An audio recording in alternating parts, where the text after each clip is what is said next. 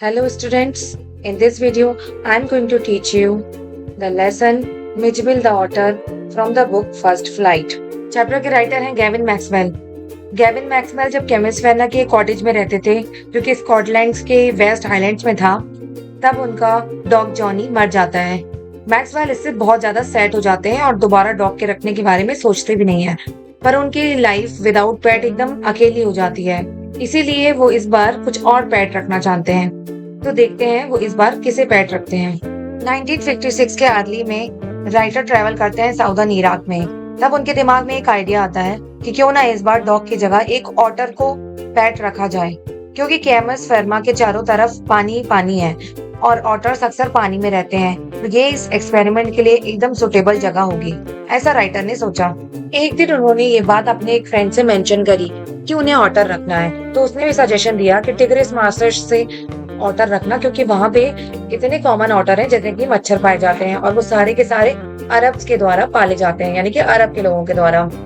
अब वो बताते हैं कि हम लोग बसरा जा ही रहे थे कॉन्सुलेट जनरल से, ताकि वो अपने मेल कलेक्ट कर सके जो कि यूरोप से आए हैं। कॉन्सुलेट जनरल को उनके फ्रेंड का मेल तो मिल गया था, पर उनका अभी तक नहीं मिला था।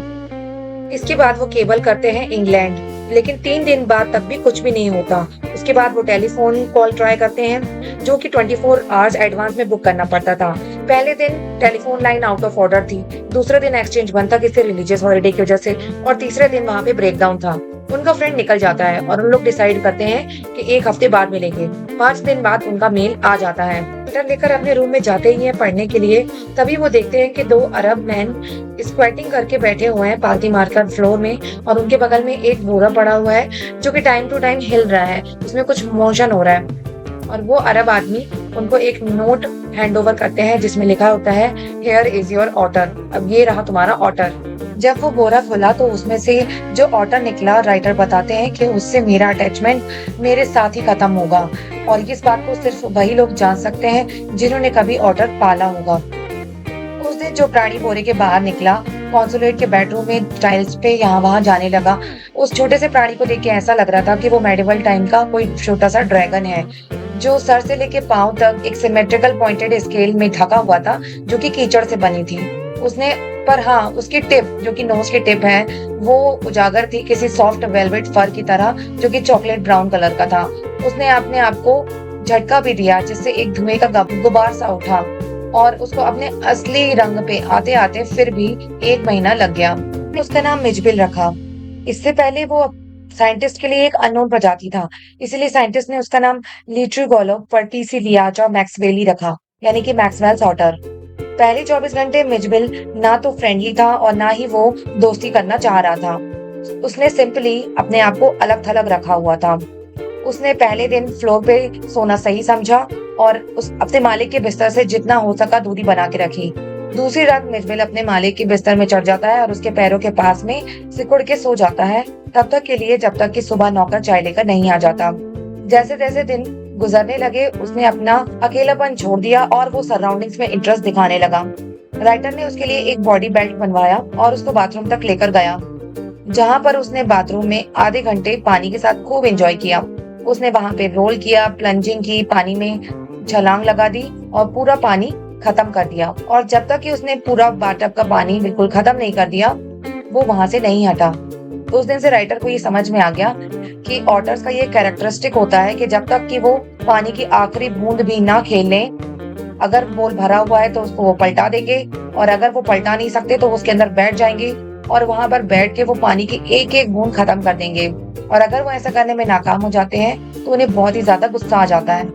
2 दिन बाद मिजबिल अचानक से बेडरूम से गायब हो जाता है। जैसे ही राइटर उसमें एंटर करते हैं, वो देखते हैं उसकी पूंछ डिसअपियर होते हुए कोनों से, और जब वो उसके पीछे पीछे जाते हैं तो वो बाथरूम में पहुंच जाता है। और जब तक राइटर वहां पहुंचते हैं तो वो देखते हैं कि बाथटब में वो जा चुका है और उसने क्रोमियम से बना हुआ नल चालू कर लिया है अपने पंजों में पकड़ के। वो बड़े आश्चर्य से उसे देखते हैं कि आधे मिनट से भी कम टाइम पे वो टैप को ऑन करना सीख लेता है और पूरा पानी निकालने लग जाता है जितनी फास्ट वो निकाल सकता है नल से।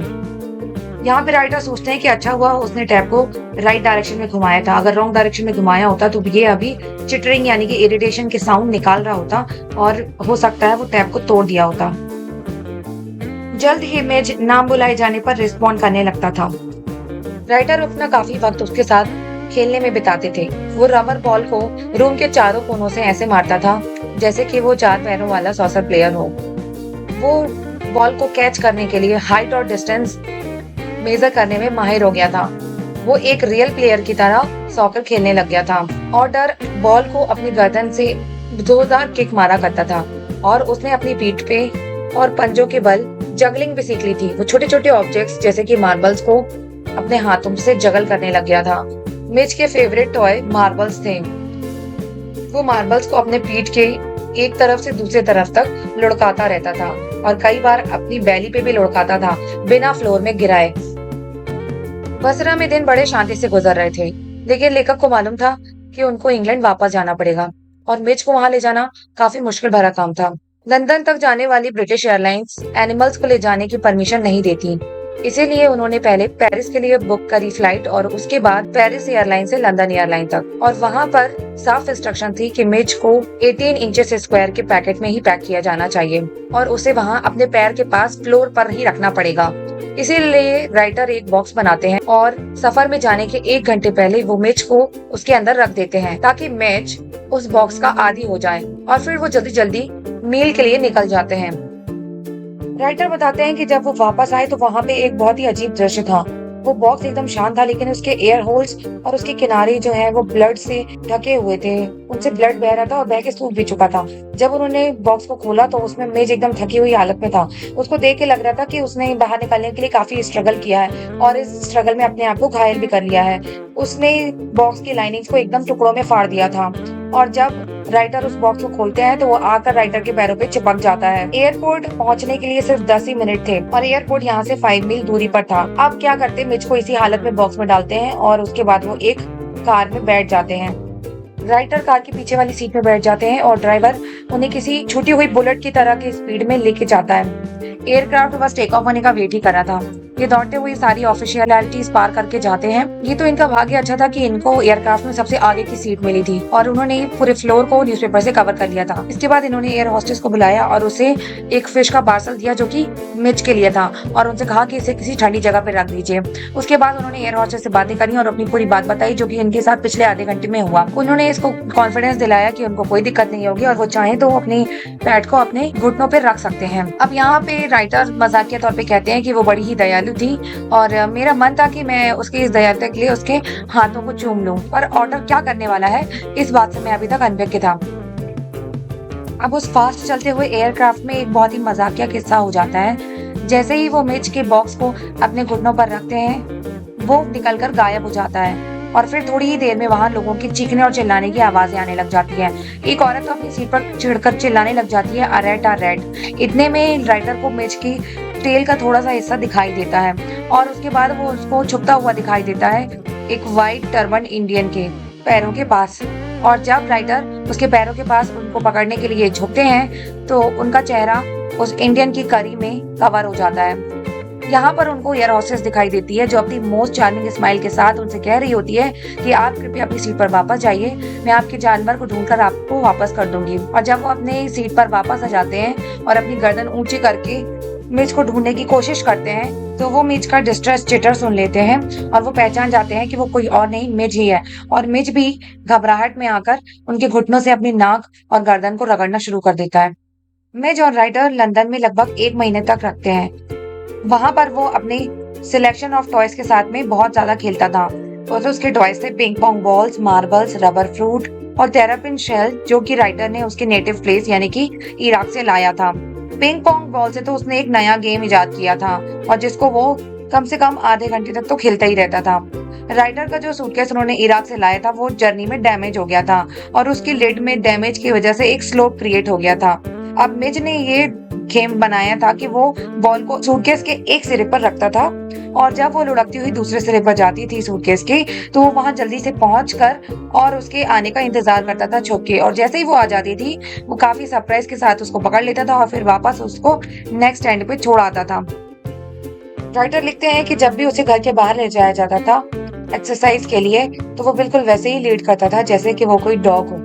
मिच ने कुछ कंपल्सिव हैबिट्स भी डेवलप कर ली थी जब भी वो लंदन के स्ट्रीट में चलता था। बिल्कुल किसी बच्चे की तरह।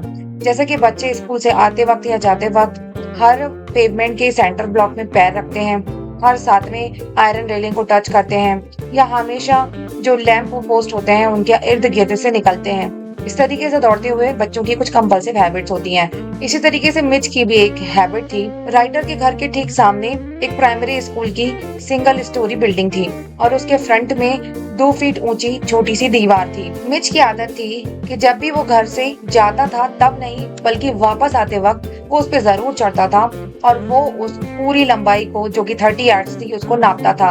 अब ये सब मिच की हरकतें बाकी सब लोगों के लिए अट्रैक्शन होती थी और लोग उसको घूर के देखा करते थे।